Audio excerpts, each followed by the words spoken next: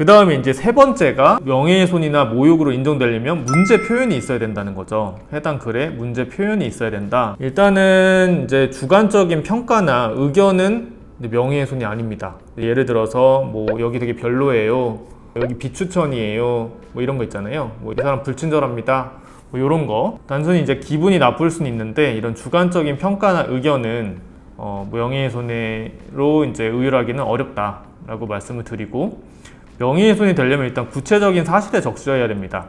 구체적인 사실의 적시는 뭐냐면 어떤 시간, 공간적으로 특정된 사실을 말하는 거예요. 여기서 두 가지로 나뉘게 돼요. 사실이 진실한 사실의 경우에는 사실 적시 명예훼손으로 가는 거고요. 사실이 허위사실인 경우에는 허위사실 적시 명예훼손으로 가는 거예요.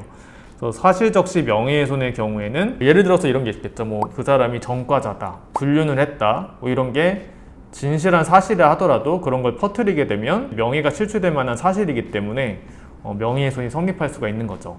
또 허위사실 적시 명예훼손인 경우에는 이게 진짜 허위사실인지 그 여부가 문제가 많이 돼요. 이거는 글을 쓴 사람이랑 또 글을 당한 피해자 입장이랑 너무 많이 달라요. 나는 허위가 아닌데 뭐 진실인데 라고 생각하는데 여기는 허위라고 생각하고, 이렇게 문제가 되는 경우들이 많아요. 그래서 이런 경우에는 입증 책임이 제일 문제가 많이 되죠.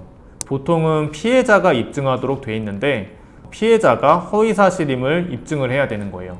다만 있지도 않은 사실을 퍼뜨린 경우, 이런 경우에는 그 가해자 측에서 내가 쓴 사실이 진실한 거를 입증해야 될 수 있습니다. 그래서 입증 책임에 전환 문제가 있고요. 허위사실 적시 명예훼손이 문제되는 경우는 이제 리뷰 명예훼손이 제일 많아요. 그래서 업체에 대해서 어떤 리뷰를 썼는데 업체 입장에서는 이게 허위사실이라고 주장하는 경우, 이런 경우에는 고소 당하신 입장에서는 내가 쓴 글이 왜 허위가 아닌지 하나하나 이제 주장을 하고 반박을 해야 되겠죠. 마지막으로 이제 사이버 명예훼손은 비방의 목적이 필요해요. 비방할 목적으로 이 글을 써야 되는데요. 반대로 말하면 공익의 목적으로 쓴 경우에는 비방의 목적이 인정이 안 됩니다. 그래서 진실한 사실을 적시한 경우에는 공익을 목적으로 하게 되면 위법성이 조각이 돼서 죄책을 벗을 수가 있습니다.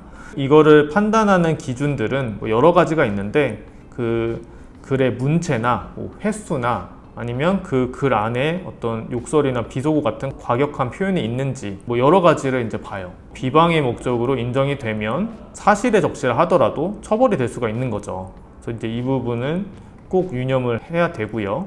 여기까지 이제 명예훼손에 대해서는 요건을 좀 설명해 드렸습니다. 특정성, 공연성, 사실 적시면 명예가 실추되는 사실, 허위 사실이면 허위 사실 적시, 사이버 명예훼손 같은 경우는 비방의 목적까지 필요하다. 여기까지 말씀을 드리고,